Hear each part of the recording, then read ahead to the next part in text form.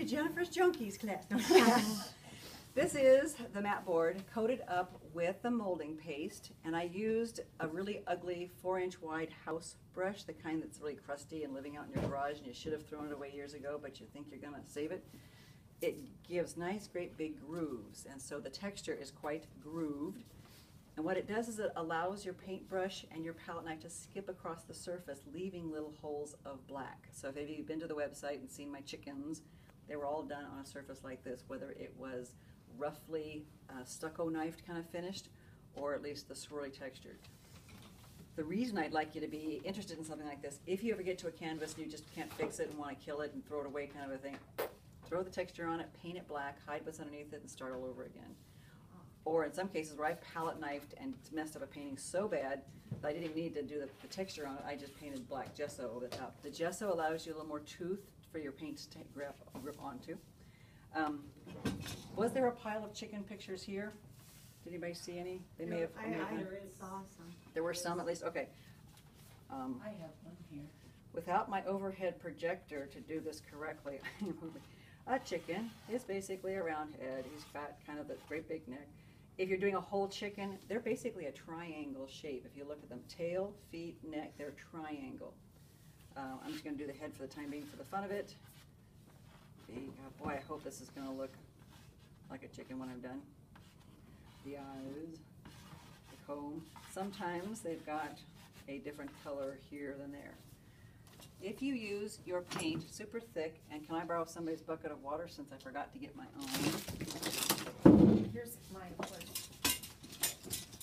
Thank you, ma'am. All righty.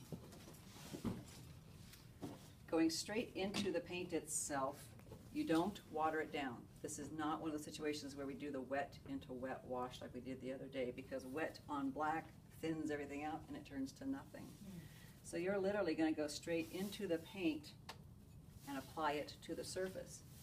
If you hold your brush perpendicular to the surface, you can jam the color down into those cracks and grooves. No problem getting it down in there. If you take your brush and put it sideways, you can get it to skip across the surface and break up.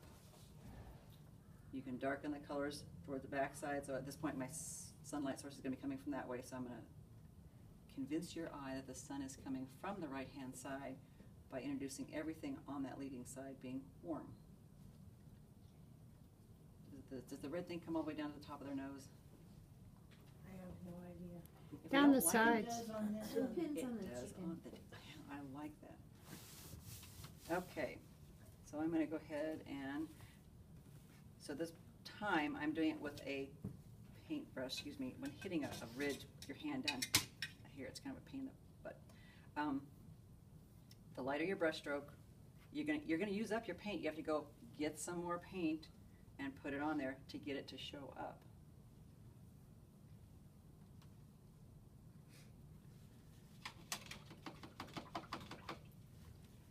And the darker the color that you put on there, the less you see it. So if you go, oh, I don't want flaming red, I want it to go off in the distance, the darker the color, the less you're going to see it. So that's kind of a cool way to realize, hey, I don't have to put a lot of dark value on my canvas to make something go. I'm only going to be working the light colors for the most part. In this case, I'm trying to get a medium to cool red going. If you paint up to the edge of every other color, but not right into it, kind of leave your chalk lines there. After it's completely dry, you come back and wipe all the chalk lines off, and those are black spots in between your colors. Chickens have yellow eyes with black centers. All chickens? My chickens. Oh, okay. I was asking. I don't know for sure because I didn't pull up a reference picture. Here I am being put on YouTube without a reference picture. This is, you're seeing history being made here. Okay. Here's a chicken picture. Chicken, chicken, chicken.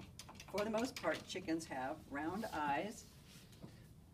Oh, it's a directly straight on picture. I can't see his eyeballs. So at this point, a side shot. They're usually kind of round. You can create an attitude by the shape of the eyebrow. This is basically one of those situations when you're painting a face. If I want him to be mad, he's gonna have that look. So be aware of, I'm copying what exactly is there, my pictures of my chickens all look mad. You're gonna have to change the angle to the eye stroke. At this point, since it's wet, I won't be able to change much, but you might be able to soften it and make it not quite so mad by taking away. It is hard to wipe up and erase the thick color on your canvas because it's already kind of worked its way down into the cracks and ridges and whatnot. So wipe up what you can, hit it with a hairdryer, let it dry. You can always come back and put black over the top of an area you don't like, let it dry, and rework it so you're not stuck forever. I'm just gonna see if I can change his attitude. His tude. Okay. Oh, shoot. We'll work on that later on. Come back to that. If you get your product too wet, it wants to slide down into those cracks and crevices, so you have to stay light brush stroked and thick paint to let it ride up on top of the ridges. That one's not working. We're looking for a flat one. Because of this lip, I'm having problems kind of laying my palette or my brush flat. So we can riding up onto, leaving spaces in between the colors so that they don't all touch each other. So we're leaving kind of the black outline of a coloring book kind of a thing going on.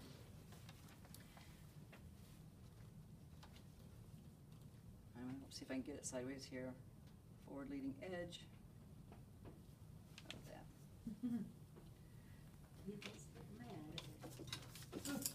He got woken up too early. It was spring forward, not fall back, and he got them confused, and he's not mad.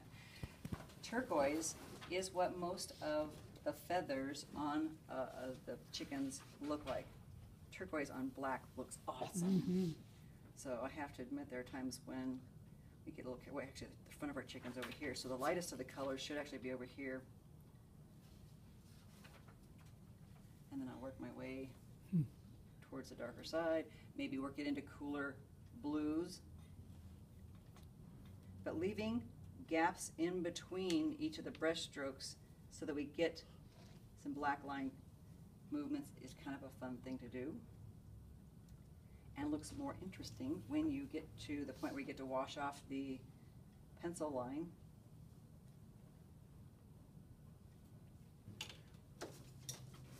At some point, you can always add more of the smaller calligraphy marks that make it fun. On that black background, there's just some great techniques because the value change is so different. We're putting light subject matter on something completely black. We are already forcing you into that light, medium, and dark values that make a painting good. So as I mentioned the other day, when I had that taupey tan green or orange surface, we put a light white subject matter on there and the darkest dark, so that you've got your extreme values onto your canvas right off the bat. This has already got one extreme value. To make something show up, you have to go to that total far end to make it show up. So those are goofy fun things you can be doing on the black surfaces. This is representational also of the piece you currently have. You've got a start down and you want to come fix it. If you don't want to do the really wet to wet look the second time around, if you want to create harder edges,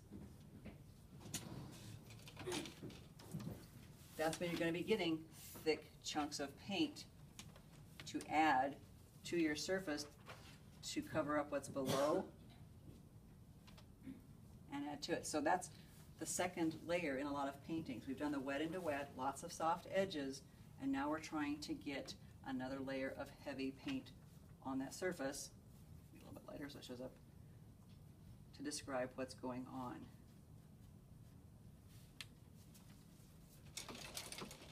Palette knifing is a cool way to do this exact same thing, and I'm going to lean down here and look for my other black board. Can you hand me my, oh, awesome.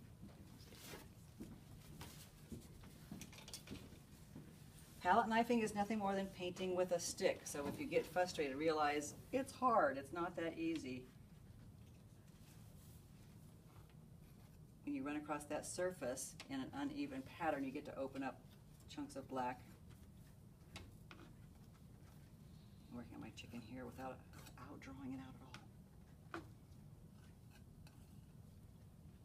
So thicker paint over the top of what went down here is one way to do a second or third layer to your painting. You don't have to keep wetting it out and starting with wet. But if you want soft edges and you're chasing lots and lots and lots of little soft edges and you can't get them all done at the same time, painting wetted to wet is fine.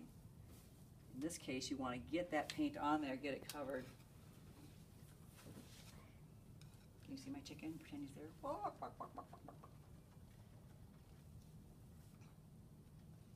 Okay, so let's try and get some stuff in there, show you values. So palette knifing and brushwork on that same surface kind of gives you different looks. Same thing goes for your pieces that you started the other day. For those of you who are doing the poppies,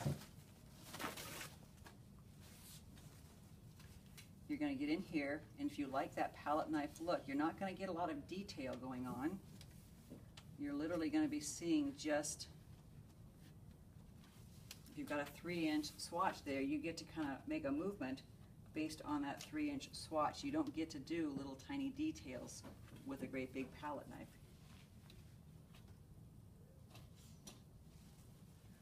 In this case, we've got some decent brush marks in here. It's not too bad.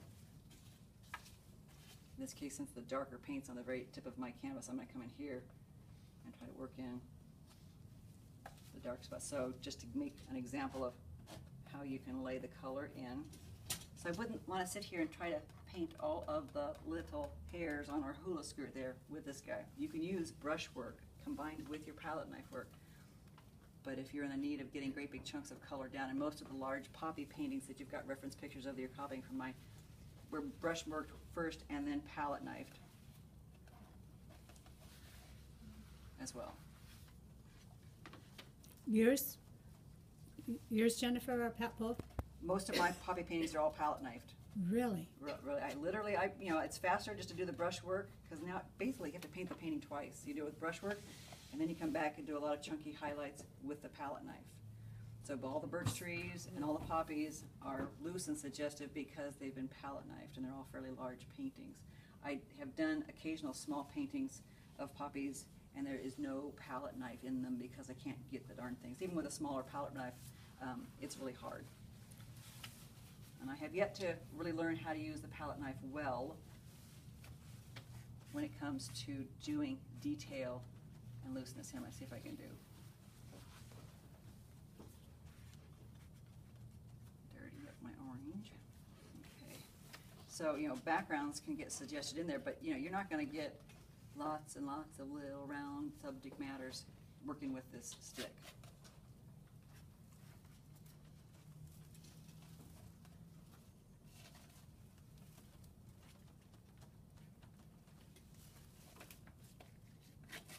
Now, if I had a whole field of poppies, I might be dancing across it, kind of making all kinds of little up and down ridges, saying little stems and all that kind of stuff. It's a little bit too tight in here to do much more than describe what could be darker passages. Oop, too blue. It's okay, mix a red in with it and it's a poppy in the background somewhere. Oop, that wasn't red.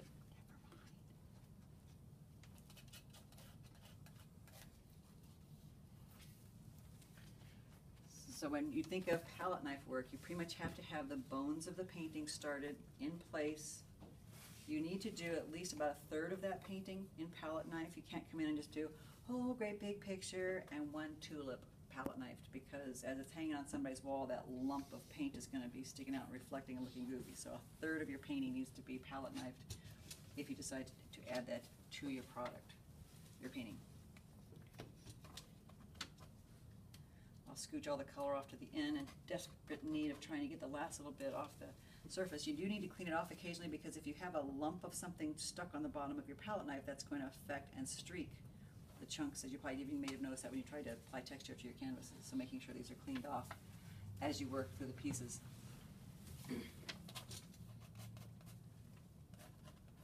Just throwing in some, extreme, too light of a light in a dark area. Looked okay up here. Too much down there. Same thing goes up here. Be careful doing a really, really dark something in a light area. So those values are important when you choose colors to put on there. All right. Okay. So that's a thick knife demo for